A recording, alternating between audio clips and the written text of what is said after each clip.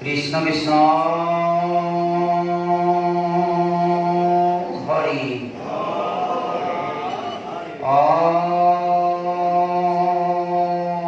ৰাম কৃষ্ণ শঙ্কৰ গুৰু হৰি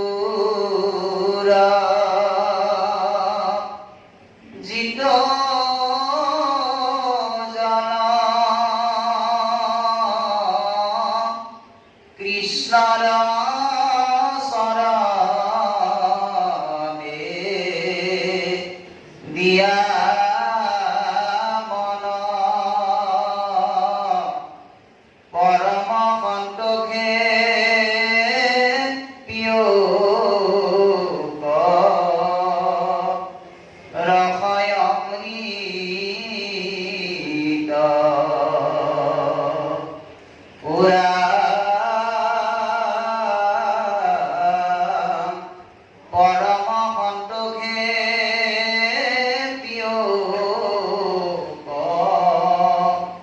ৰসয়মৃত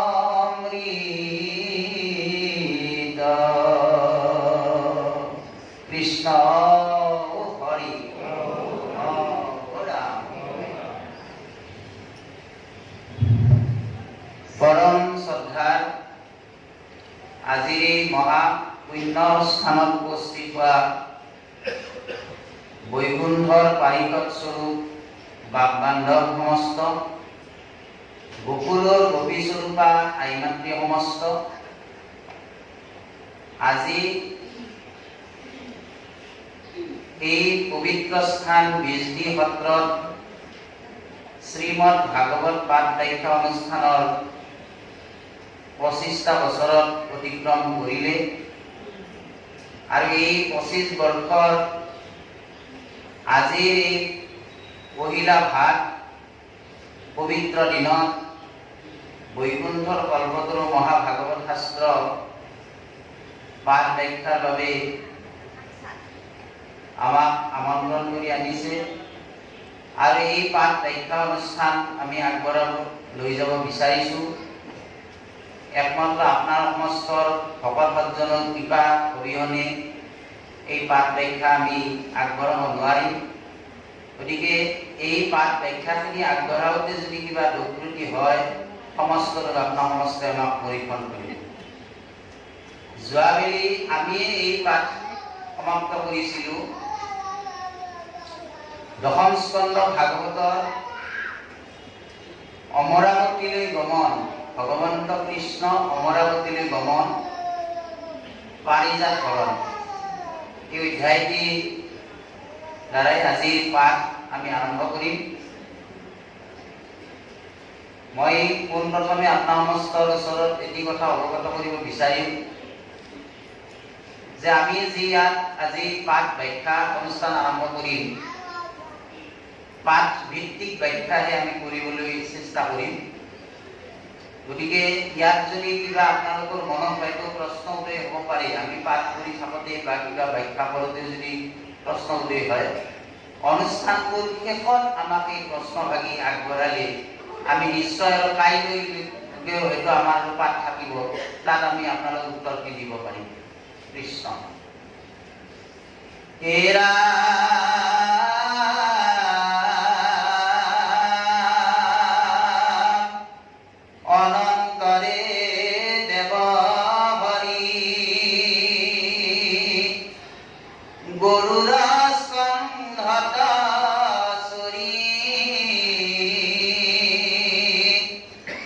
সত্যভামা দেৱী সমন্বিত কুণ্ডল দিবাক প্ৰতি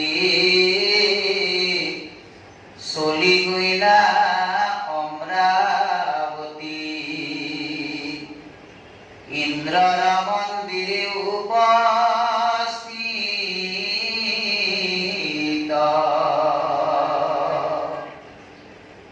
দেখি দেৱগণ সংগে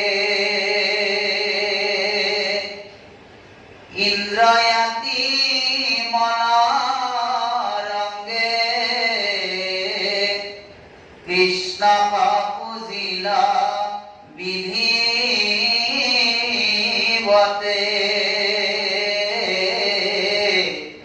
পুৰিলয় মেঘ স্তুতি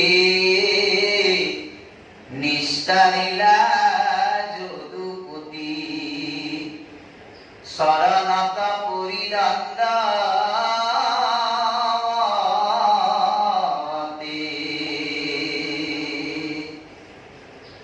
আজি আমাৰ উদ্বোধক মহোদয়া আইগৰাকীয়ে আপোনাৰ সমস্তক কৈছে যে ভগৱন্ত কৃষ্ণই এই ধৰাধামত বাৰে বাৰে অৱতাৰ লৈ আছে।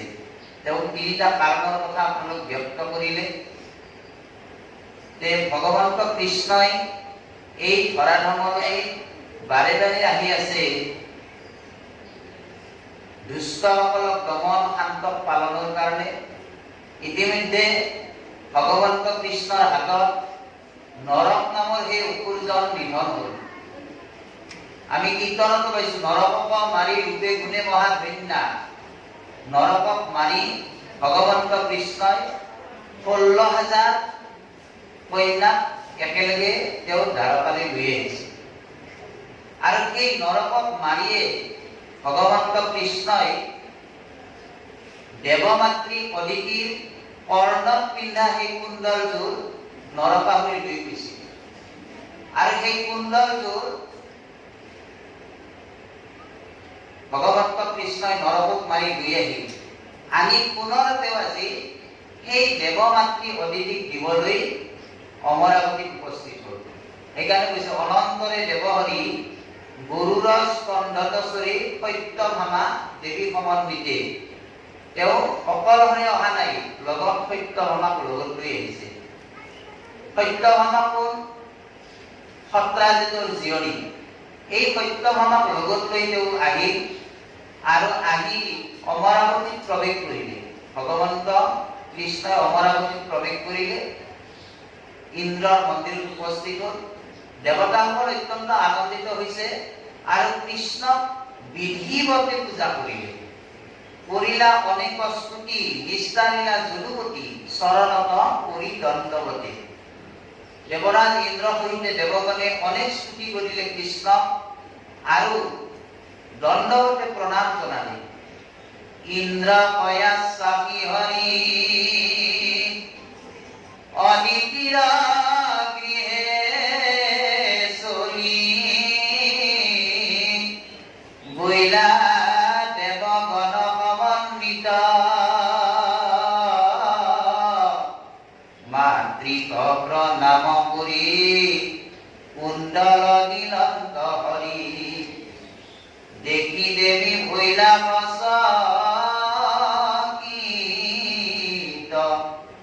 দেৱৰাজ ইন্দ্ৰক আশ্বাস প্ৰদান কৰি ভগৱন্ত কৃষ্ণই অদিতিৰ গৃহত প্ৰৱেশ কৰিলে।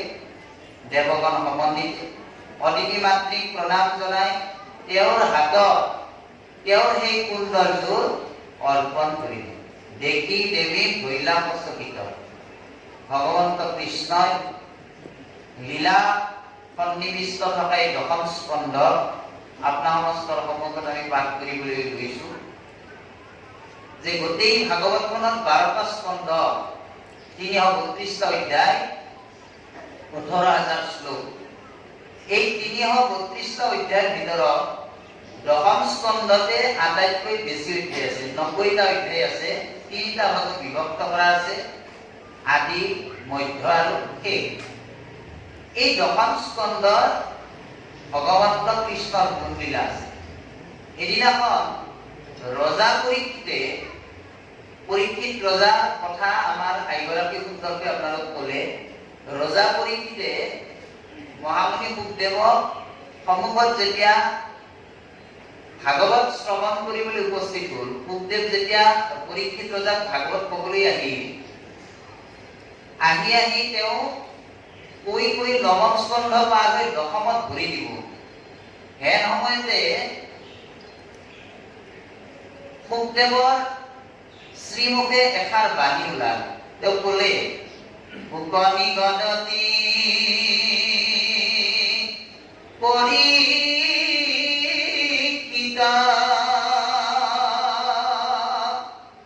ও যদি আমি নিৰ্গুণত স্থিত তথাপি উত্তম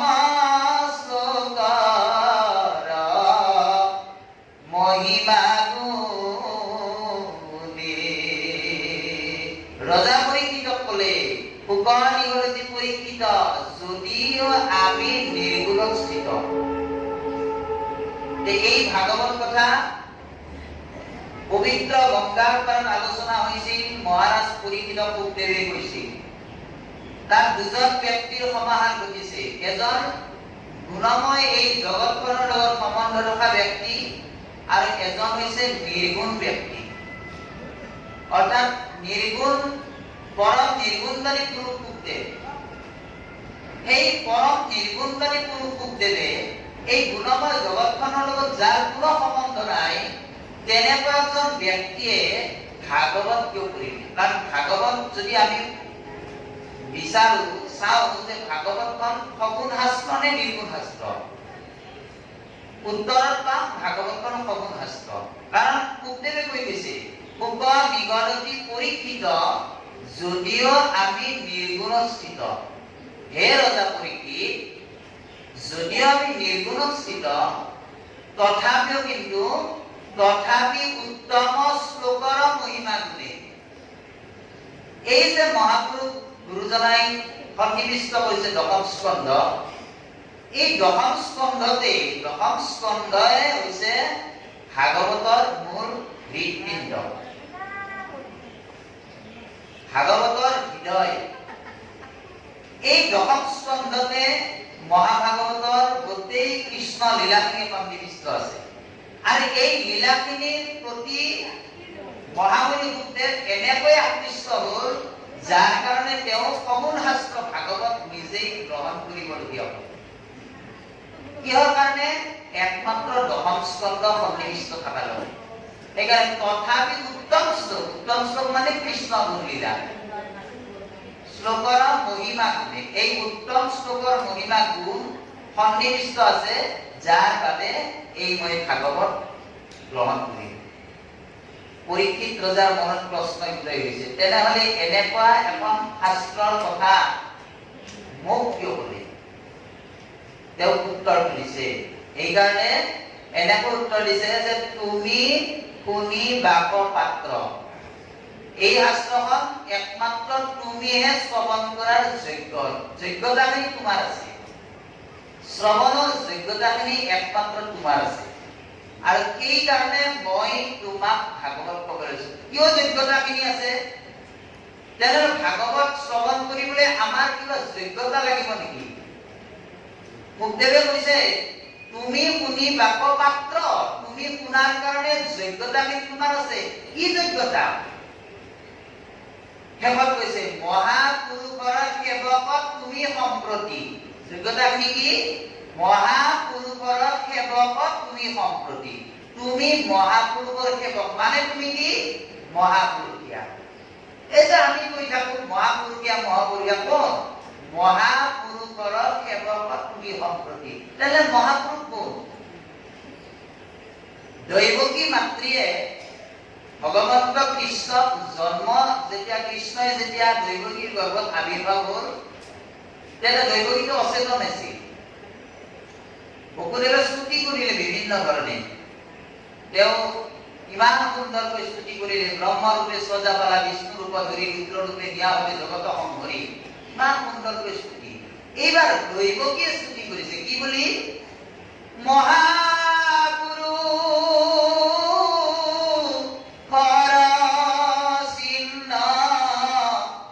জানি মহাপতি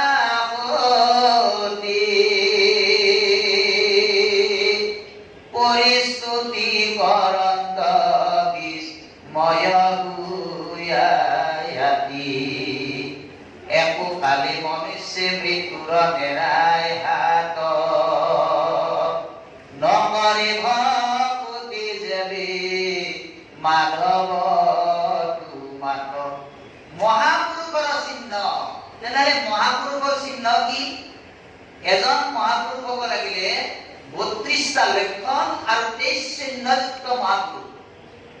এজন মহাপুৰুষ হ'ব লাগিলে 32টা লক্ষণ আৰু চিহ্ন 23টা।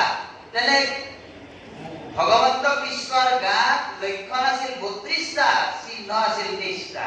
লক্ষণ আৰু চিহ্নৰ মাজত পাৰ্থক্য কি? তেওঁৰ লক্ষণ কি? লীলা গজগতি গমন বিলোপন বাণী মেঘ গম্ভীৰ, এয়া লক্ষণ। তেওঁৰ লক্ষণ কি? লীলা গজগতি, তেওঁৰ খোজকাঢ়া হাতীৰ দৰে গভীৰ, তেওঁৰ মুখৰ মাতটো কেনেকুৱা আছিল? মেঘৰ গীৰ্জনীৰ দৰে গম্ভীৰ, মেঘৰ দৰে গম্ভীৰ। আৰু চিহ্ন তেওঁৰ কেইবাটাও আছে। শ্ৰীকচ্ছ পান্তি, লক্ষ্মীৰ ছটা, কণ্ঠত কৌস্তুভমণি, চৰণত পঞ্চ চিহ্ন, ভজ বজ্ৰ জব অঙ্কুৰ পদ্ম। কৃষ্ণ কৃষ্ণ এই পঞ্চ চিহ্ন, এয়া চিহ্ন। গতিকে সেইজন ভগৱন্ত কৃষ্ণই মহাপুৰুষ। গতিকে সেই মহাপুৰুষৰ সেৱক তুমি মহাপুৰুষীয়া, আৰু এই কাৰণেহে মই তোমাক এই দশম স্কন্ধ ক'বলৈ লৈছো। গতিকে আজি এই দশম স্কন্ধ ভাগৱত প্ৰাৰম্ভণিতে এটি সুন্দৰ অধ্যায়।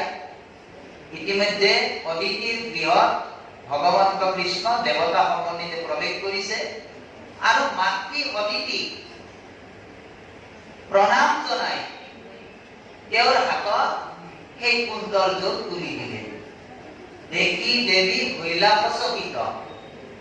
এতিয়া অদিতি মাতৃ দেখি সচকিত হৈছে। অয় আতি আঠ বেশ কৰি কৃষ্ণ কথা গতি ধৰি প্ৰেমে আকুলিত হোৱা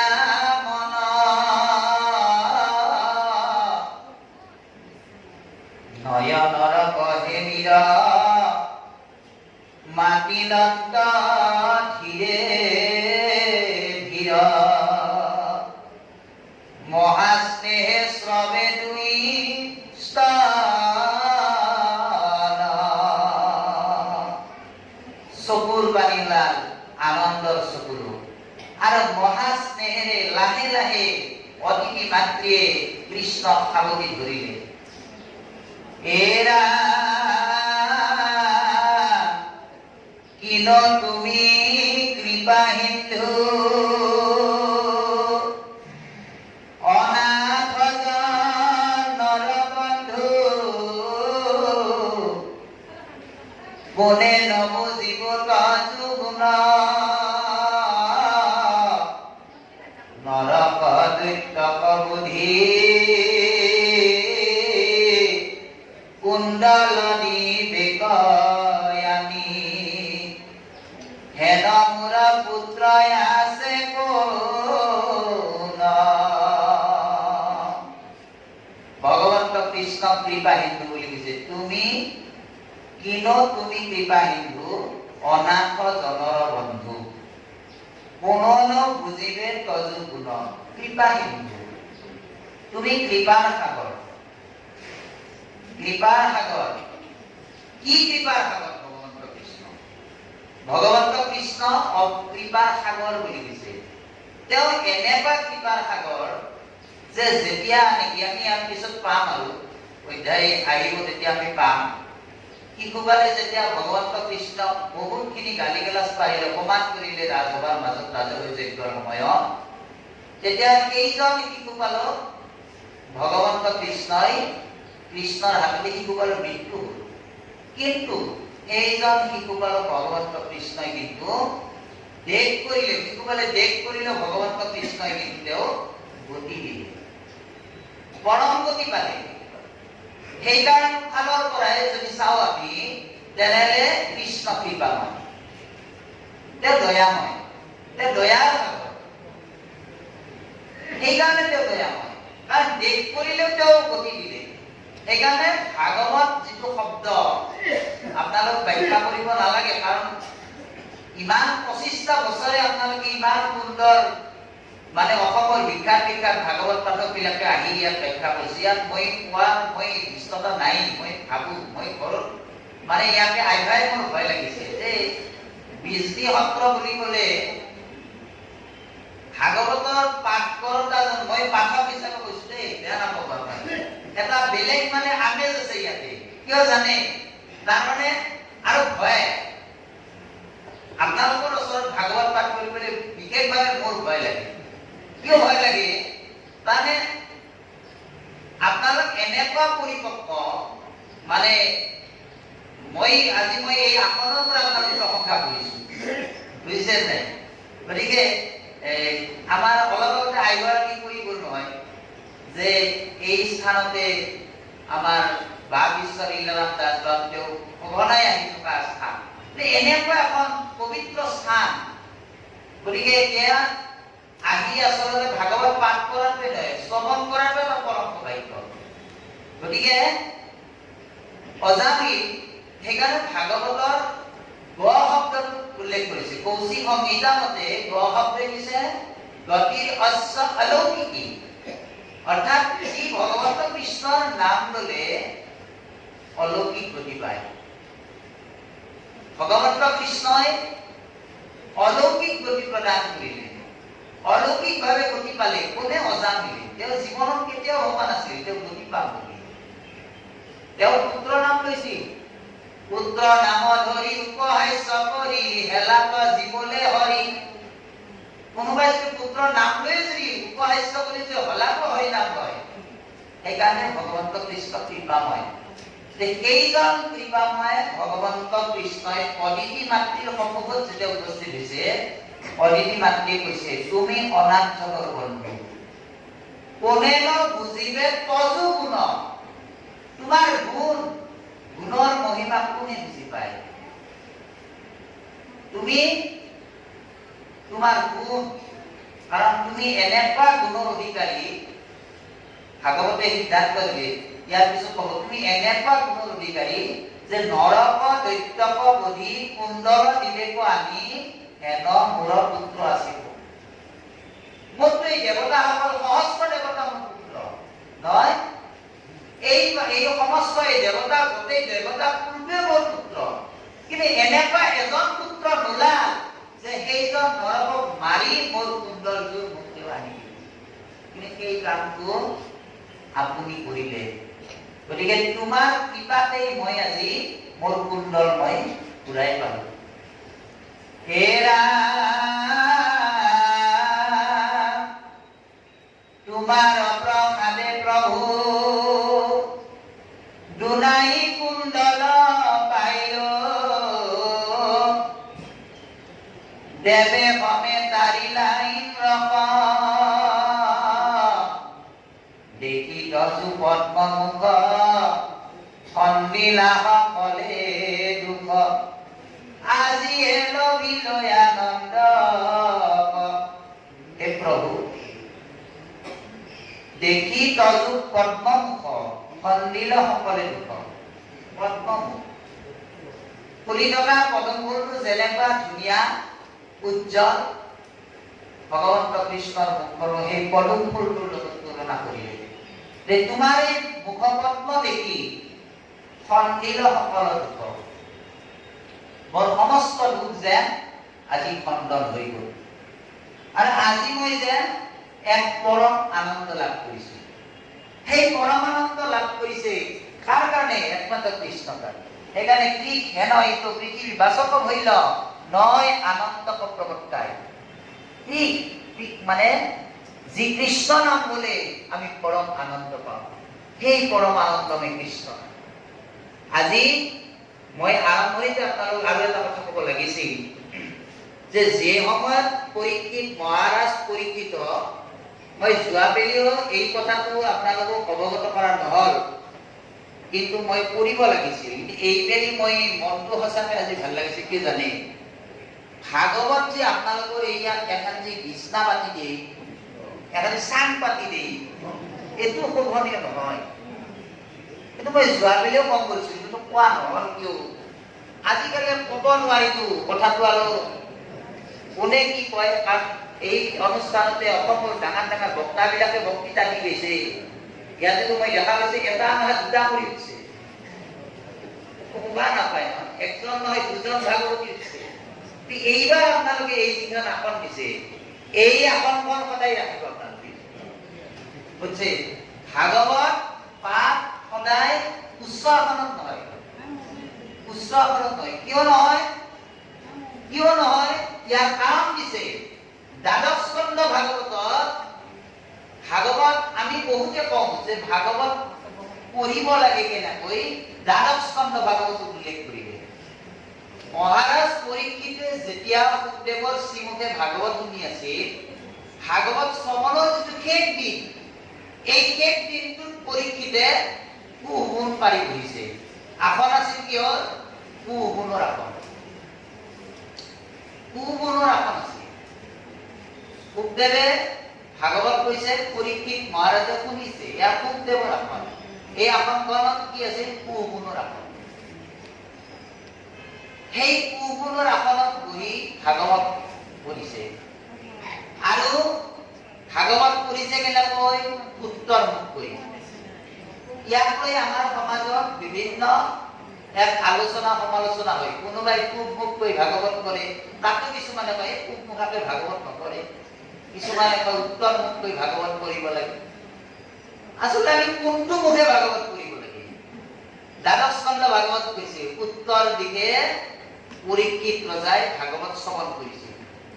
যেতিয়া পূবদেৱ আহিছিল তেতিয়াতো উত্তৰমুখকৈ বহিছিল, পূবমুখকৈ শ্ৰৱণ কৰিছিল। নাই পৰীক্ষিতে বহিছিল উত্তৰমুখকৈ। কিন্তু পৰীক্ষিত যেতিয়া ভাগৱত সিদ্ধ হ'ল তেতিয়া কিন্তু তেওঁ পুনৰ উত্তৰমুখকৈ কুগুণ পাৰি গৈছে। কুগুণ পাৰি কিয় বহে? আমাৰ এই তিন বা গুণৰ লক্ষণ কি, গুণৰ চৰিত্ৰ কি? আপুনি যিমান গুণৰ ওপৰেদি খোজকাঢ়ি নাযাওক কিয়, গুণৰ যিটো সহনশীলতা শক্তি, এই শক্তিটো বৰ আচৰিত। আপুনি যিমান খোজকাঢ়ি নাযাওক গুণে আপোনাক কোনোদিন কেতিয়াও প্ৰতিবাদ নকৰে। কৰে নেকি? আপুনি গুণ প্ৰকৃতি যাওকচোন, প্ৰতিবাদ নকৰে।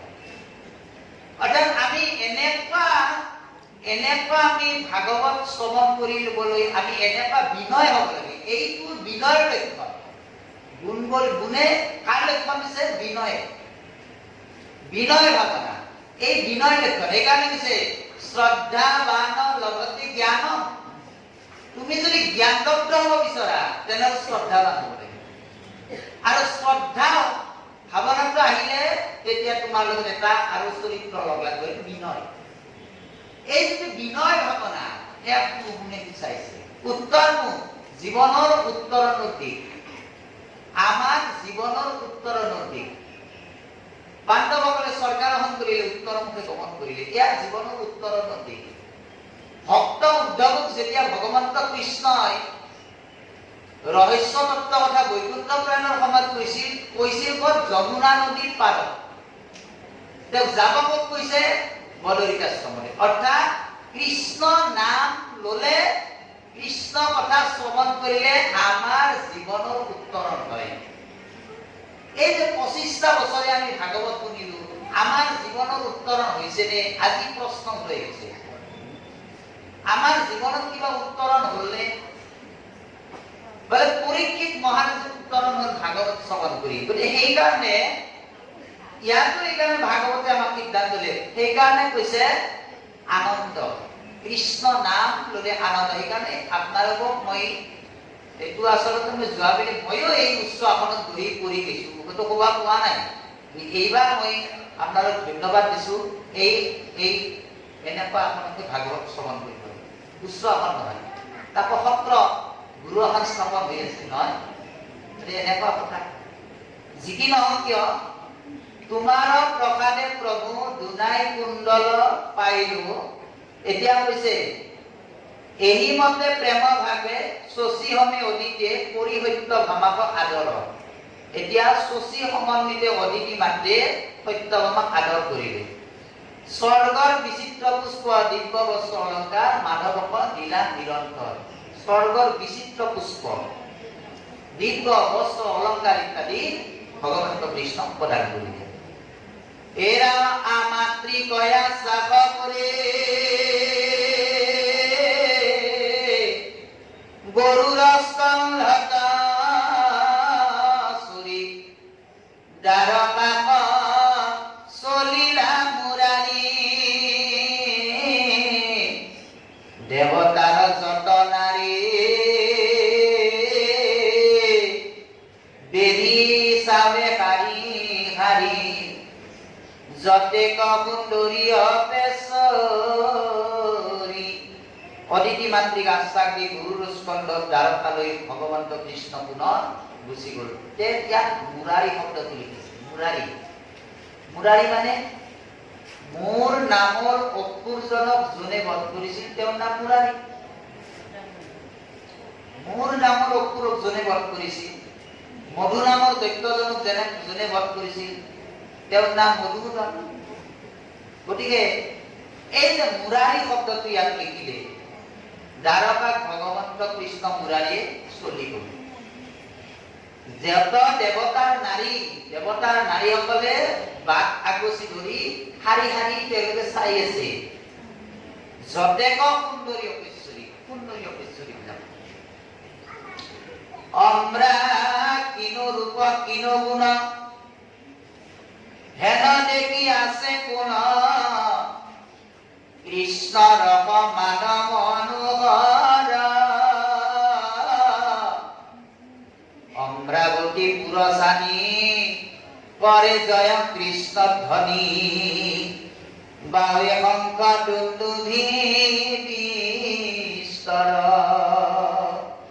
ৰূপে চাব না গুণে চাইব কৃষ্ণৰ সমান মনোহৰ অমৰাৱতী পুৰচানী কৰে জয় কৃষ্ণ ধ্বনি বাৱে শংখ দুন্দুভি বিস্তৰ গোটেই অমৰাৱতীখন আজি কৃষ্ণ ধ্বনিৰে মুখৰিত হৈছে গোটেই অমৰাৱতীখনৰ সকলোৱে যেন আজি কৃষ্ণ ধ্বনিত মুগ্ধ হৈছে কৃষ্ণ নাম সত্য ভামা সমন্বিতে আহি যাবে যদুপতি ইন্দ্ৰৰ উৱাৰি কিবা পাইল এই বেলা সত্য ভামা প্ৰণামী স্বামীৰ পাৱে পূৰ্বৰ বচন সোমৰাইল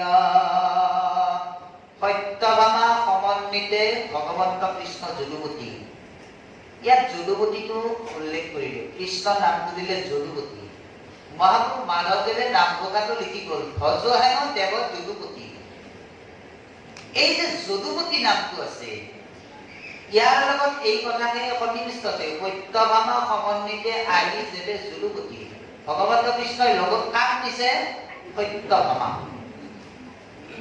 আহি কি পালে ইন্দ্ৰৰ উৱাৰি কিবা পাইল দেৱৰাজ ইন্দ্ৰৰ কি সীমা পালে মানে অমৰাৱতী প্ৰৱেশ কৰাৰ যিটো মেইন যিখন গেট আমি গেট বুলি কওঁ নহয় তোৰণ এই তোৰণ পালে তাৰে দুই কাষে দুডাল সুন্দৰ পুষ্প কি পুষ্প পাৰিজাত পুষ্প পাৰিজাত পুষ্প ডালি আনিলা মুৰাৰী প্ৰাণ কৃষ্ণয়ে ও তুমি প্ৰভু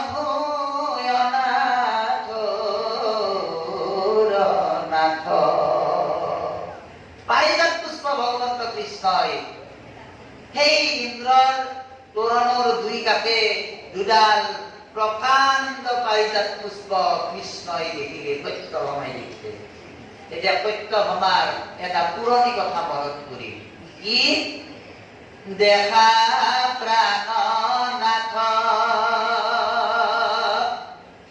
পুষ্প পাৰিজাত ইন্দ্ৰৰ শোভেউৱাৰে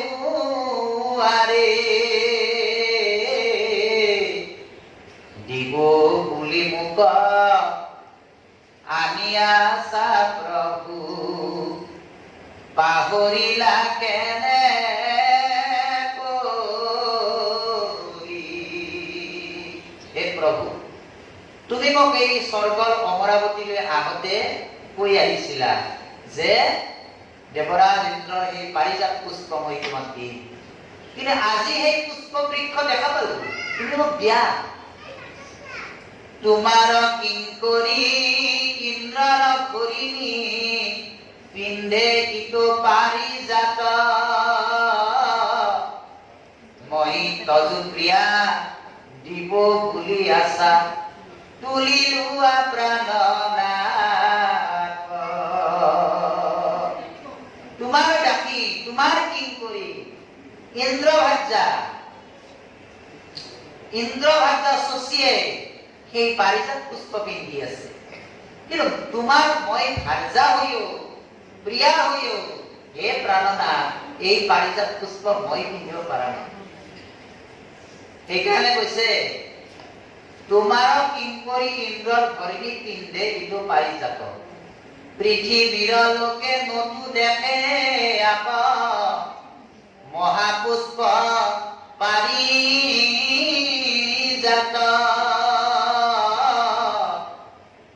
তজু প্ৰসাদত পুৰে মনোৰথ এ থাপনি আদৰ আজিলৈকেতো পৃথিৱীৰ মানুহে এই পাৰিজাত পুষ্প দেখা নাই বুলি এই পুষ্পডালি এই মহাপুষ্পডালি আমাৰ দ্বাৰকালৈ লৈ গ'ল পৃথিৱীৰ লোকে চাব দ্বাৰকাবাসীৰ লোকে চাব আজি পৃথিৱীত আনন্দ গতিকে হাৰজাৰ কথা শুনি হাৰজাৰ বচনে কমল নয়নে লৈলন্দ পুষ্পায়ু ভাৰী গৰুৰ স্কন্ধে থাকিয়া প্ৰবন্ধে চলি গৈলা লীলা কৰি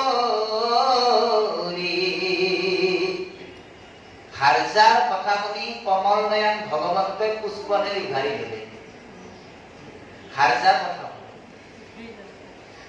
সেইকাৰণে ভাগৱতৰ এঠাইত লিখিছে যত গৃহ বাস তত হাৰজাৰে কাষ এই হাৰজা বুলি কোৱাৰ লগে লগে আমাৰ মনলৈ কি আহিছে নহয় যত গৃহ বাস তত হাৰজাৰে কাষ ভগৱন্ত কৃষ্ণ গৃহবাসী তেওঁ এই যে গ্ৰাহস্থ ধৰ্মৰ যিটো নিদৰ্শন আমাক দেখুৱালে ইয়াত যে আমি হাৰজাৰ দাস সেইটো দেখুৱাইছে হাৰজা কোন ভাগৱতে সিদ্ধান্তৰে হাৰজা কোন অলপ মই আগুৱাই গৈছো সপ্তম স্কন্ধ ভাগৱতলৈ আগুৱাই গৈছো সপ্তম স্কন্ধ ভাগৱতত এটা কাহিনী আছে ভক্ত প্ৰহ্লাদে নৰসিংহৰ ভগৱন্তক স্তুতি কৰিছে হিৰণ্যকশিপুক যেতিয়া নৃসিংহ প্ৰভুই মাৰিলে তেতিয়া প্ৰহ্লাদে স্তুতি কৰিলে ব্ৰহ্মা হৰ লক্ষ্মী সকলোৱে স্তুতি কৰিছিল কিন্তু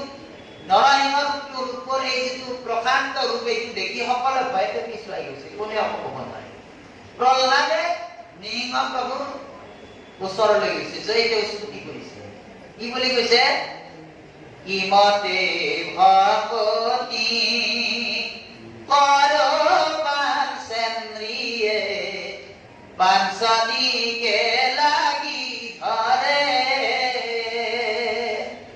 যেন গৃহস্থৰ অনেক সপত্নী সকলে আকল কৰে ও হৰি কি আছিল দুটাটো ৰাম নাকি ও হৰি নমো ৰাম নাৰায়ণ যাদৱানন্দ দূৰ কৰা মোৰ মায়া বিষয় ব্যাধিৰ ঔষধি মাগো ভকতি অমিয়া ও হৰি ৰাম নাৰায়ণ এইকাৰণে সেই ঘোষাটোত ক'লে কিমতে ভকতি কৰ পাঞ্চেন্দ্ৰিয়ে হে প্ৰভু মই তোমাক কেনেকৈ ভক্তি কৰি মোৰ এই পঞ্চ ইন্দ্ৰিয়ৰ পঞ্চদিকে টানি ফুৰিছে চকুই চাবলৈ বিচাৰিছে কাণে শুনিব বিচাৰিছে জিভাই সোৱাদ ল'ব বিচাৰিছে এই প্ৰতিটো ইন্দ্ৰিয়ই পঞ্চদিকে টানি আছে কেনেকৈ যেন গৃহস্থ অনেক সপত্নী সকলে আকল কৰে যেনেকৈ এজন গৃহবাসীৰ কেইবাজনীও যদি ভাৰ্যা থাকে তেনেহলে তেওঁৰ অৱস্থাটো যেনেকুৱা আমাৰো তেনেকুৱা অৱস্থা সেইকাৰণে ভগৱন্ত কৃষ্ণই দেখুৱাইছে ভাৰ্যাৰ কথা শুনি অনন্তয়ন ভগৱন্তই সেই পাৰিজাত পুষ্পডালি উভাৰি ললে গৰুৰ স্কন্ধত ললে লৈ তেওঁ দ্বাৰকালৈ গমন কৰিলে গুণী সুশীপতি ইন্দ্ৰ নিন্দিলা ঠিক তুমি দেৱৰাজ ও মোৰ পাৰিজাত নিজ দুনাথ যুদ্ধ কনুহি কাজ সুশীল বচনে সহস্ৰ গোচনে পৰমলৈ যাব পাই ক্ৰোধে মোহ হুয়াতে মগন হবে কৃষ্ণ ভেন্দি যায় কথা দুটা এজনে ভাৰ্যাৰ কথা মতে পাৰিজাত পুষ্প উঘালি ললে এজনে আকৌ ভাৰ্যাৰ কথা মতে সেই কৃষ্ণৰ লগত যুদ্ধ কৰিবলৈ কৈছে যে ভাৰ্যাৰ দাঁত যত গৃহবাস তত ভাৰ্যা ভাৰ্যা মানে কি ভাৰ্যা মানে প্ৰকৃতি আমি প্ৰত্যেক মনুষ্যই প্ৰকৃতিৰ দাস আমি প্ৰত্যেকজন পুৰুষে প্ৰকৃতিৰ দাস প্ৰকৃতিৰ দাস প্ৰকৃতি মানে কি বলে প্ৰকৃতি মানে হৈছে ভাৰ্যা প্ৰকৃতি অষ্ট প্ৰকৃতি পঞ্চমহাভূত পঞ্চতন্মাত্ৰ ৰূপ ৰস শব্দ গন্ধ স্পৰ্শ এই পঞ্চতন্মাত্ৰই হৈছে প্ৰকৃতি ৰূপ ৰস শব্দ গন্ধ স্পৰ্শ আৰু সত্য ৰজ তম এই তিনি গুণ লগ লাগি আঠটা হৈছে ইয়াক অষ্ট প্ৰকৃতি বুলি কয় এই ৰূপ ৰস শব্দ গন্ধ স্পৰ্শ এই পঞ্চবাণত আমি সকলোৱে আবদ্ধ হৈছো আমি ৰূপত মুগ্ধ শব্দত মুগ্ধ হৈছো স্পৰ্শত মুগ্ধ হৈছো গন্ধত মুগ্ধ হৈছো গতিকে এই পঞ্চ তন্মাত্ৰত আমি মুগ্ধ হৈ পৰিছো আবদ্ধ হৈছো এই পঞ্চ তন্মাত্ৰত এই পঞ্চ তন্মাত্ৰত অকল আমিয়ে নহয় জগতৰ নাম ভগৱন্ত কৃষ্ণই এই নিদৰ্শন আমাক দেখুৱাইছে যে আমি সকলোৱে এই পঞ্চ তন্মাত্ৰত আবদ্ধ হৈছো আমি ৰূপত মুগ্ধ শব্দত মুগ্ধ স্পৰ্শত মুগ্ধ গন্ধত মুগ্ধ হৈছো তাহলে এই উৎকৰ্ষক মহাপুৰুষ মাধৱদেৱে কি বুলি ক'লে চাব কি সুন্দৰ এটা বৰগীতত মাধৱদেৱ পুৰুষে এই পঞ্চ তন্মাত্ৰক লিখিছে ৰূপৰ খয়াদি এ পঞ্চবাণে গলাৰ মাজে চান্দি ফুটাই লতানি কেমনে পাইব হৰি চৰণতৰে এ দুখ সাগৰি উদ্ধাৰ মুৰি ৰূপ ৰস আদি এই পঞ্চবাণে এই পঞ্চবাণ বাণে আমাক আবদ্ধ কৰি ৰাখিছে ভগৱন্ত কৃষ্ণই আজি সেই নিদৰ্শন দেখুৱাইছে যে পাৰিজাত পুষ্প লৈ কৃষ্ণই কি কৰিলে পাৰিজাত পুষ্পৰ কাৰণে আজি কৃষ্ণই উভালি লৈ গ'ল এইফালে শশীৰ কথা মতে ভাৰ্যা শশীৰ কথা মতে দেৱৰাজ ইন্দ্ৰই কৃষ্ণৰ লগত যুদ্ধ কৰিবলৈ আগভেটি ধৰিলে এই বৈৰাগতে চৰে আমাৰ জীৱনতো তেনেকুৱা ঘটনা ঘটি আছে নাই আমি এই পঞ্চ তন্মাত্ৰত আবদ্ধ হৈ আছো এই পঞ্চ বাণৰ পৰা মুক্ত হোৱাৰ কাৰণে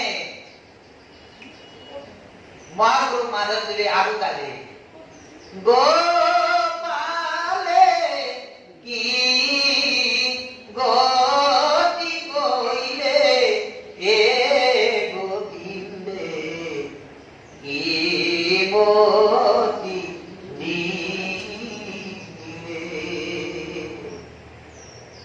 মই অলপ আৰু বেলেগ কথা এটা কৈছো দেই বাপসকল আইসকল বেয়া নাপাব আপোনালোকে এই যিটো বৰগীত আজিকালি বহুতে এই বৰগীত পৰিৱেশন কৰি আছে মই অলপ চলপ যেহেতু সাধাৰণভাৱে আপোনালোকৰ দৰে এই সংগীত অধ্যয়ন কৰি থাকো তাৰ ভিতৰতে এই বৰগীতটোৰ কথা নাম এটা কৰি লৈছো আপোনালোক এই যেটো গায়ন হই গাইছি আপোনালোকে গোপালে মই ভাগৱতৰ সুৰতে গাইছো দিয়ক মই হাইনতত গাইছো কি গতি কইলে কইলে মন কৰিব কথাটো আমাৰ ম্যাক্সিমাম গায়ক আজিকালি কি গায় জানে কইলে কোবা আছে নেকি এইটো শব্দ সাপোজ আপনারা শুনি যাব মোবাইল শুনি যাব আধুনিকতাত কৈছে না বৰগীতটো কইলে কইলে শব্দটো নাই না কইলে কি গতি কইলে এ গোবিন্দে কি মতি দিলে কথাটা মিলবালে কত কইলে গোবিন্দে দিলে একে হয় গতিকে এই বৰগীতটো কি লিখিলে এ ভগবান বন আতি মোহে পাতি সন্ন এ ভগবান বন আতি মোহে পাতি সন্ন তাতে হাবু হরি নামে রাই এ গোবিন্দে কি মতি দিলে এ ভব গহন বন এই গহন গভীর বনখনত আমি হরিণা চৰাবলৈ আহিছো কি হৰিণা বলে এই মন নামৰ হৰিণাটো চৰাই তুলিছো আমি মনে যোন ফালে গৈছে আমি কোন ফালে গৈ আছো মনে যি খাব বিচাৰিছে আমি তাক খাব দিছো মনে যি কৰিব বিচাৰে তাকেই কৰিব দিছো এই মন নামৰ হৰিণাটোৰ পিছে পিছে দৌৰি দৌৰি দৌৰি দৌৰি এদিন আমাৰ কি হল পলাই দিলে দেখো সন্ধি দিনে দিনে গৃহবন্দী পলাইতে নেদেখ সন্ধি পলাব পৰা নাই এই হৰিণটো মন নামৰ হৰিণটো দৌৰি আছে কিন্তু অৱশেষত এনেকুৱা হ'ল যে হৰিণটোক এদিন চিকাৰী চিকাৰ কৰিবলৈ আহিল বোলে সেই চিকাৰীজন কোন কাল নামৰ সেই চিকাৰীজন কাল ব্যাঘ নামৰ সেই কাল ব্যাঘ কাল নামৰ সেই চিকাৰীজনে খেদি লৈ ফুৰিছে কিন্তু আমি মনৰ বশৱৰ্তী হৈ আছো আমি মনৰ বশৱৰ্তী হৈ চলি আছো আৰু এই মনৰ বশৱৰ্তী হৈ চলি থকাৰ বাবে যেনেকৈ আজি ভগৱান কৃষ্ণই মনৰ বশৱৰ্তী হোৱাটো দেখুৱালে দেৱৰাজ ইন্দ্ৰই মনৰ বশৱৰ্তী হৈ চলিছে সেইকাৰণে দেৱৰাজ ইন্দ্ৰ ইন্দ্ৰ নাই বোলে আমিও প্ৰত্যেকে একজন ইন্দ্ৰ যেনেকৈ দেৱৰাজ ইন্দ্ৰই মনৰ বশৱৰ্তী হৈ চলিলে কিন্তু অৱশেষত কি হ'ব ইয়াতে কৈছে সেইকাৰণে শশীৰ বচনে ঐৰাৱতে চুৰি হাতীৰ পিঠিত উঠি হাতত বজ্ৰ নামৰ অস্ত্ৰডাল লৈ গৰ্জন গৰ্জন কৰি ৰহ ৰহ কৃষ্ণ বুলি কৈ কৃষ্ণক মাৰিবলৈ খেদি আহিল এৰা স্বামীৰ বল্লভা থাকি সত্য ভামা এৰা ইন্দ্ৰক বুলিলা হাঁহি কেন মতে তুমি মোৰ পুষ্প তুলি কৃষ্ণক বোলাই উল্লাগি সমুদ্ৰত জাত ইটো পাৰি জাত আমাৰ আশ্ৰয় ভাগ এটা প্ৰশ্ন হয় স্বৰ্গত থকা সেই ইন্দ্ৰৰ পাৰিজাত ফুলডাল ক'ৰ পৰা আহিল ইয়াতে সত্য বনাই গৈছে এই পাৰিজাত পুষ্পডাল সমুদ্ৰ মন্থনত পাইছে সাগৰ মন্থনত পাই সেই পুষ্পডাল ইন্দ্ৰই ৰুই থৈছে ইয়াতে কৈছে এই পাৰিজাত পুষ্পডাল সমুদ্ৰত জাত জন্ম হৈছিল আৰু এই পুষ্পডালিৰ ভাগি আমি কাৰণ আমাৰ প্ৰভু কৃষ্ণ নহলে তোমালোকে সমুদ্ৰ মন্থন কৰিব পাৰিলা কৃষ্ণ নহলে সমুদ্ৰ মন্থন হয় নেকি নহয় কাৰণ পূৰ্ণ অৱতাৰ হৈলা ক্ষীৰ নদী তীৰে লক্ষ প্ৰহৰৰ পন্থ জুৰিলা হৰিৰে পৰিলেক পৰিস্থিতি পুৰাপুৰ নাগে কইলা মন্দৰগিৰি প্ৰভু পৃষ্ঠভাগে কুৰ্মৰূপ ধৰিবে ধৰিত মন্দৰ পৰ্বত ধাৰণ কৰিবে। গতিকে ইয়াৰ পৰে আমি এইটো জানো সমুদ্ৰ তো জাতৰ ইটো পাৰিজাত। তেওঁ কৈছে সমুদ্ৰ মন্থনত জন্ম হৈছিল পাৰিজাত পুষ্প। ইয়াৰ ভাগামাৰো আছে। হেন কুনি শশী লগতে আছয় মাতিলে কবৰ ৰাগে পুনৰে মানুষী মিছা মুখী কৰয়াহি কাৰয়াগে সকল দেৱৰ স্বামী পুৰন্দৰ তাহানে মই সুন্দৰী মোৰ পানিজাত পিন্ধিবা কচাহ তইবা মুখৰ নাৰী। এতিয়া কৈছে সমস্ত দেৱতাৰ স্বামী হৈছে মোৰ ইন্দ্ৰ পুৰন্দৰ, তেওঁ মই হাৰ্যা। গতিকে সেইকাৰণে এই পাৰিজাত পুষ্পৰ অধিকাৰী একমাত্ৰ মই। বাৰে বাৰে দৈত্য স্বৰ্গ কণিকালে পুৰহ মাগনি হুই কৃষ্ণে পালন্ত কৃষ্ণে ৰাখন্ত গৰ্ব কৰকো নমুয়ে। কি অহংকাৰ কৰিছা সত্যভামে? এতিয়া দেৱতা অহংকাৰ কিয় কৰিছা? বাৰে বাৰে দৈত্যই স্বৰ্গৰ পৰা খেদি দিয়ে দেৱতাসকলক, আৰু কৃষ্ণই যায় তেওঁলোকক আৰু প্ৰশ্ন। গতিকে ইমান অহংকাৰ কৰিব নালাগে, এইটো সত্যভামে বুজালে। ও ৰাম ব্ৰহ্মা মহাদেৱে যাৰ পদ চিন্তে তাহানে মই কামিনী তই ভুলি দেৱী মই হইলো মানৱী হাঁহি উঠে শুনি। ব্ৰহ্মা মহাদেৱ আদি কৰি সকলোৱে যাৰ চৰণ সেৱা কৰে তাহানে মই কামিনী, তেওঁৰে মই ভাৰ্যা। ব্ৰহ্মা মহাদেৱ আদি কৰি যাৰ চৰণ সেৱা কৰে তেওঁৰ মই ভাৰ্যা। গতিকে তই আকৌ কৈছা মোক মানৱী বুলি, তুমি মোক আকৌ মানুহ বুলি উপহাস কৰিলা। সত্যভামা হেন বুলন্তে আছয় ইন্দ্ৰৰ উঠিলা কোপ মাৰো কৃষ্ণ বুলি কৰে বজ্ৰ ধৰি কৰয় আদি ইয়াতুক। ইন্দ্ৰৰ আদেশে দেৱতা নিয়েকে কৰে সবে হৰ দৃষ্টি দেখি নাৰায়ণে সাৰংগ ধৰিলা টংকাৰ ইয়াত দৃঢ়মুষ্টি। ইন্দ্ৰই যে দেৱতাসকলে যেতিয়া শৰ মাৰিবলৈ ধৰিলে তেতিয়া ভগৱন্ত কৃষ্ণই হাতত ধনুহৰ ললে। কৃষ্ণৰ হাতৰ ধনুখনৰ নাম কি?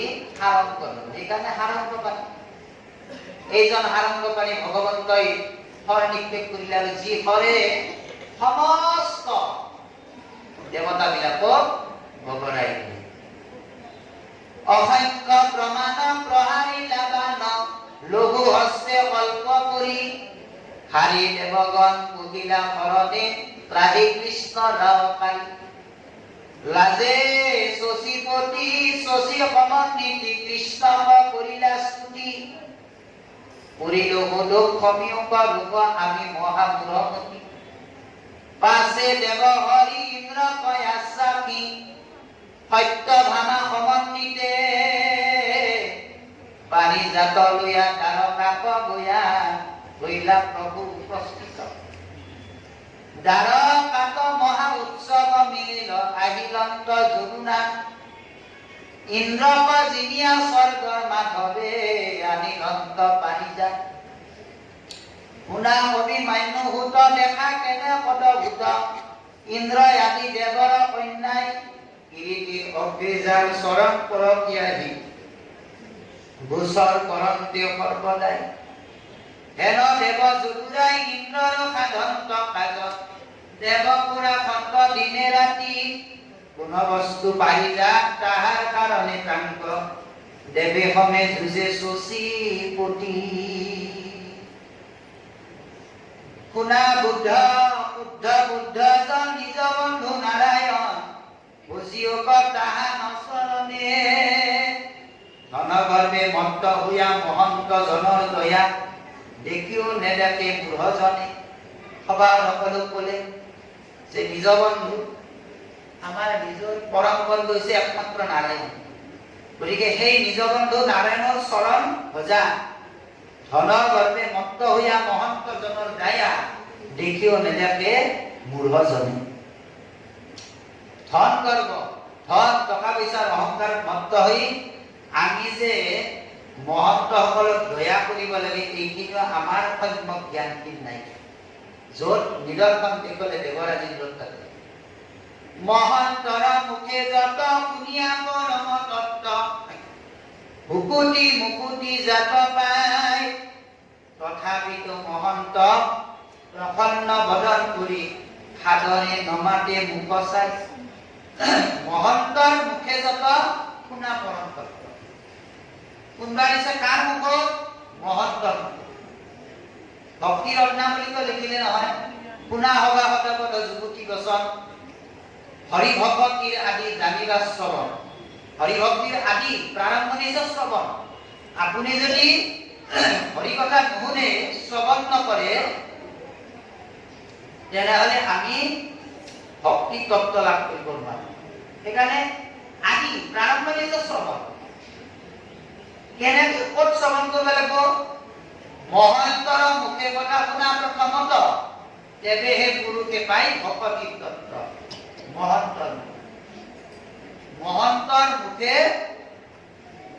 ঈশ্বৰ তত্ত্ব কথা শুনিব দিছে আৰু শুনিলে কি হয় কথা শুনিলে কিছু মনৰ সংশয় কৃষ্ণৰ সেৱাত প্ৰতি তেৱেহে বাঢ়ে এই কথা শুনিলে আমাৰ মনৰ সংশয়বিলাক আঁতৰে আমাৰ মনত যিবিলাক প্ৰশ্ন উদয় হৈ থাকে সংশয় থাকে এই সংশয়বিলাক আঁতৰিব আজিৰ দৰে এনেকুৱা অনুষ্ঠানত যদি আপোনালোকে অংশগ্ৰহণ কৰে হয়নে আজিৰ দৰে এনেকুৱা অনুষ্ঠানত যদি অংশগ্ৰহণ কৰে আমাৰ মনৰ সংশয় দূৰ হয় গতিকে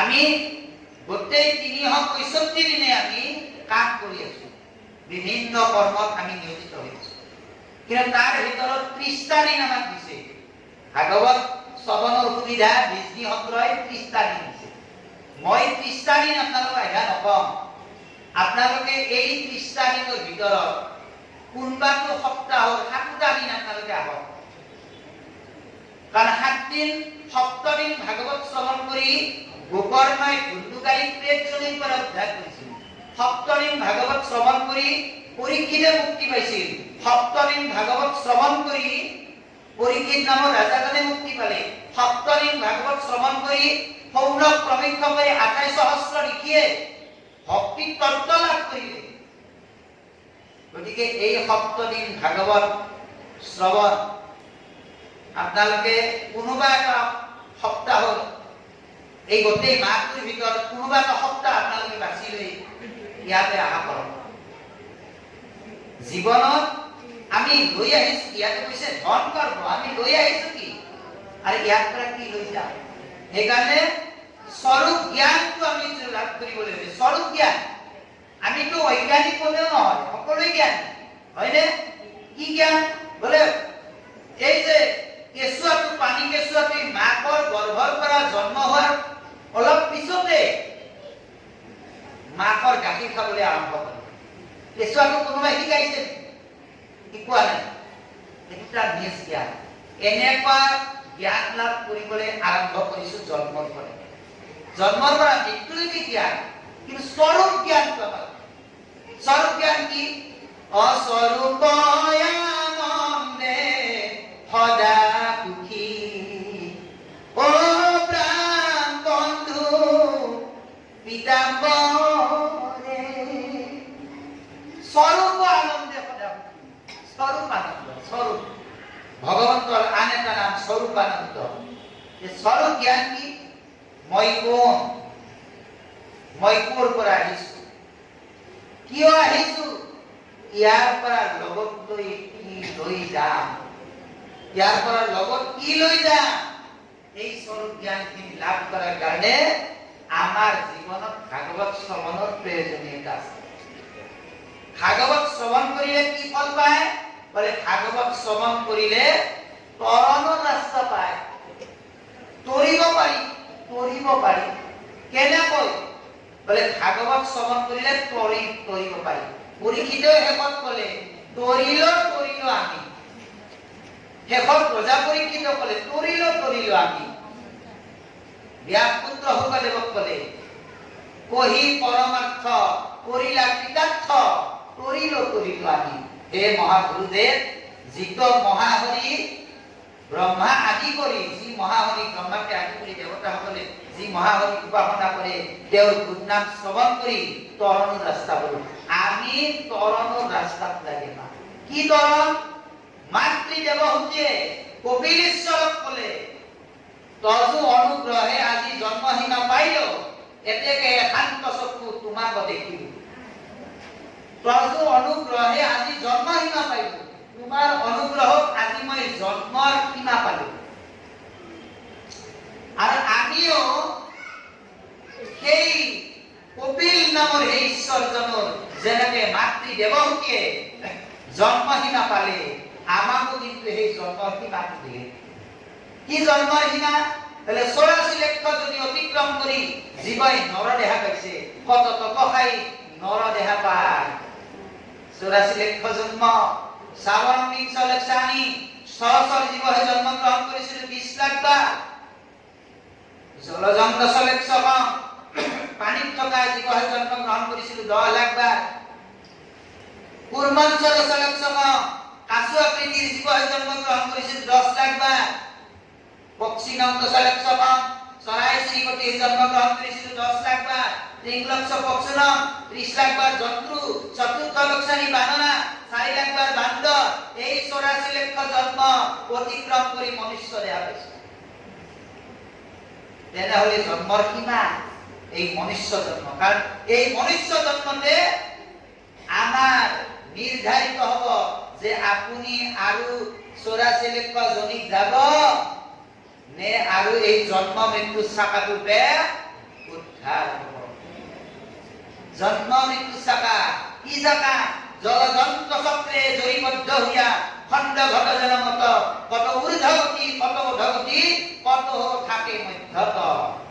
জলযন্ত্ৰ চক্ৰ আমাৰ বিজনী সত্ৰৰ পানী তোলা এই লানটো চাইছে বস্তু আপোনালোকে এটা জলযন্ত্ৰ আছে না, চাকা এটা তাতে ৰছী দিয়া আছে না, চাবচোন এইটোৱে জলযন্ত্ৰ চক্ৰ। খণ্ড ঘট মানে পানী তোলা বাল্টিটো, পানী তোলা বাল্টিটো কোনবে পানী তুলছে কোনবে তাড়ি তুলছে। এই জীৱটো ঘূৰি ফুৰিছে কেনেকৈ? কৃমি কীট হস্তি ঘোঁৰা মৃগ বৃক্ষ পক্ষী গৰু মহি খোজে আৰু ঘটনা দেখি সবাৰ গৃহত বাৰে বাৰে ভৰিল জাত সবাৰ ভৰিল আমি ভিক্ত সংঘাত। ঘূৰি ফুৰিছো এই যে সংসাৰ চক্ৰখনৰ পুনৰপি জন্ম পুনৰপি মৰণ পুনৰ্জন্ম পুনৰ্মৃত্যু এই ঘূৰি ফুৰিছো। ইয়াৰ পৰা মুক্তি কেতিয়া হম? ইয়াৰ পৰা মুক্তিৰ উপায় এই ভাগৱতে দিব। সেইকাৰণে আমাৰ জীৱনত ভাগৱত শ্ৰৱণৰ প্ৰয়োজনীয়তা আছে। তাকে পাই এই ভাগৱত শ্ৰৱণ কৰি এই 7 দিন ভাগৱত শ্ৰৱণ কৰি পৰীক্ষিতে মুক্তি পালে। গতিকে সেইকাৰণে হৈছে তৰিল আমি, আমাক তৰণৰ উপায় দিয়ে। কি তৰণ বলে ভাগৱত এই মনুষ্য দেহাৰ পৰা আমি সেইকাৰণে মনুষ্যক শ্ৰেষ্ঠ জন্ম কৰিছে। কবিগুৰু ৰবীন্দ্ৰনাথ ঠাকুৰে কৈ গৈছে সবাৰ উপৰি মানুহ শ্ৰেষ্ঠ তাহাৰ উপৰি নেই। হয়নে? মানৱ বন্দনা বুলি এটা কবিতা আমি পাইছিলো, আজি মনত কৰিছো কবিতাটো। মানুহ মিলি নাইকে পৰা পাইতৰ হে জয় জয় মানৱ দেৱ। মানুহ শ্ৰেষ্ঠ জীৱ। এই শ্ৰেষ্ঠ জীৱ হৈ শ্ৰেষ্ঠ কৰ্ম আমি কৰিব লাগে। আমাৰ জীৱনৰ শ্ৰেষ্ঠ কৰ্ম কি বলে আমাৰ জীৱনৰ শ্ৰেষ্ঠ কৰ্ম পৰমাৰ্থ আৰ্জন। পৰমাৰ্থ আৰ্জন কি বস্তু? একটু বুঝি পা নাই বলে একটু বুঝবা লাগলি এই 30 দিন আপনি ভাগবত পড়তে। এই 30 দিন যেতিয়া আপনি ভাগবত শ্রবণ করিব তেতিয়া বুঝিবা বলে পরমার্থ কি। যেনেকে জাম্বুবন্তই বুজি পালে আগে নিচিনিল এবেগে জানিল ও তেন্তে তুমি শ্রীরাম কি বুঝি পালে জাম্বুবন্তই কি বুঝি পালে আগে নিচিনিল এবে জানিল তেন্তে তুমি শ্রীরাম তুমি যে শ্রীরাম সেই কথাটো আজি জাম্বুবন্তই বুজি পালে আমিও বুঝিবলৈ গ'লে কি কৰিব লাগিব মহান্তৰ মুখে যত পুনয়ে পৰম তত্ত্ব মুকুতি মুকুতি যাত পায় তথাপিতো মহন্ত প্ৰসন্ন বদন কৰি সাদৰে নমাতে মুখ চাই তথাপিতো সেই মহন্তজনক হাঁহি মুখে প্ৰসন্ন বদনে আনন্দিত মনে আমি কিন্তু তেওঁক নামানো সাদৰ নকৰোঁ কাৰণ ভাগৱতে আমাক সিদ্ধান্ত দিলে শ্ৰীমদ ভাগৱত পদ্ম পুৰাণৰ স্বৰ্গখণ্ড শ্ৰীমদ ভাগৱতৰ পদ্ম পুৰাণৰ ভাগৱত মহাত্ম্যৰ স্বৰ্গখণ্ডত লিখিলে ভাগৱত শ্ৰৱণ কৰিলে কি ফল পায় তেনয় বাংময় মূৰ্তি প্ৰত্যক্ষ বৰ্ততে হৰে শ্ৰবণাৎ সেবনাৎ পাঠাৎ দৰ্শনাৎ পাপনাশিনী ভগবন্তৰ বাংময় মূৰ্তি ঠিক কৰি না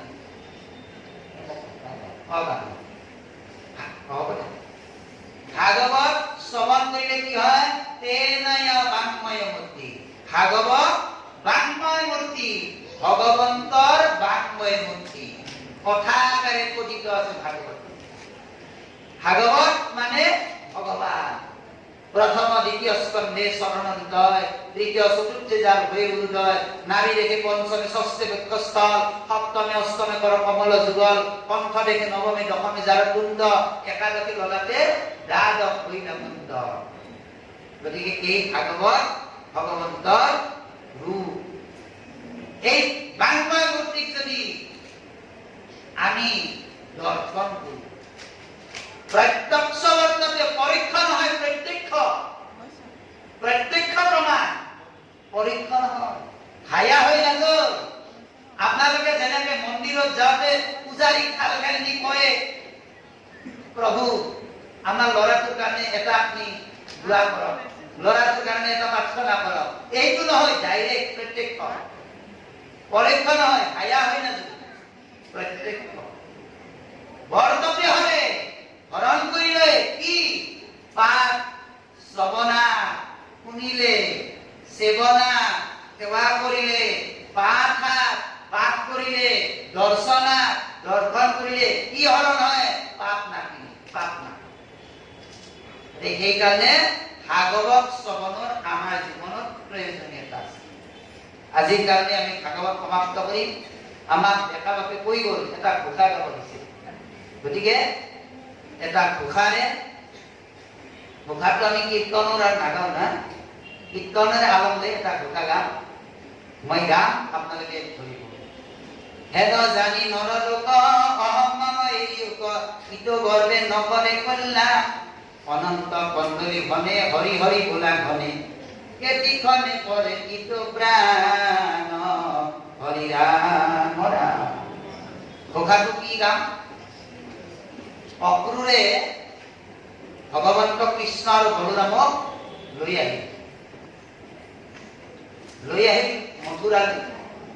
মথুরালে আনতে অক্রূরে কৃষ্ণ বলে যে প্রভু একবার মোর ঘৰত দৰ্শন দি যাওক তেতিয়া কৃষ্ণই বলে নহয় আমাৰ যেটো লক্ষ্য উদ্দেশ্য পংখক বধ কৰা এই কাৰ্যখিনি সমাপন কৰি আপোনাৰ দেউতাই আৰু পংখক বধ কৰি অক্ৰূৰৰ বৃহৎ বলৰাম কৃষ্ণ আইছে অকলে নহয় লগত উদ্ধৱ আহিছে তিনি নৰোত্তম ভাগৱত কৈছে তিনি নৰোত্তম তিনজন নৰোত্তম কৃষ্ণ বলৰাম উদ্ধৱ আহি যেতিয়া উপস্থিত হ'ল তেতিয়া অক্ৰূৰে গালে আজি আপোনালোকক এই ঘোষাটোৰ উদ্দেশ্য লক্ষ্যখিনি মই কম পিছত বাৰু আগতে গাওঁ আপোনালোকে আজি মোৰ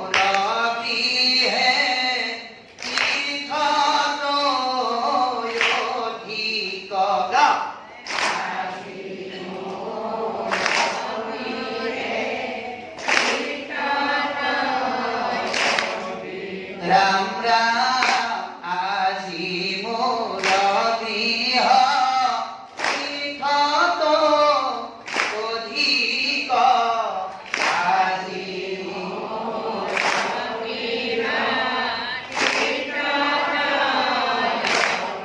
ও পবিত্ৰ লায়া মেঘ আজি ও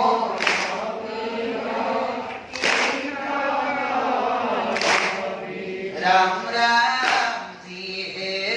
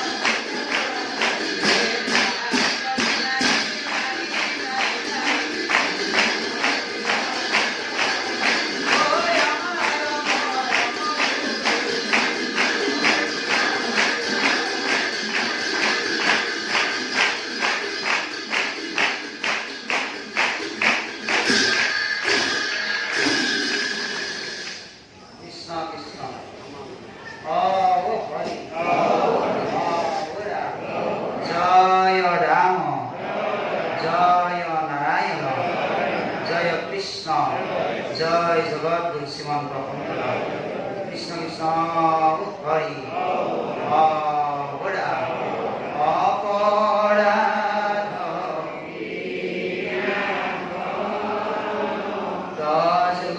নাম নাৰায়ণ জানি নামে পকিলো আনগতি নাহিকে অপৰাধ ক্ষমা কৰি তুমি দয়া দিল হৰি মোক ৰক্ষা কৰি ৰাম মোক ৰক্ষা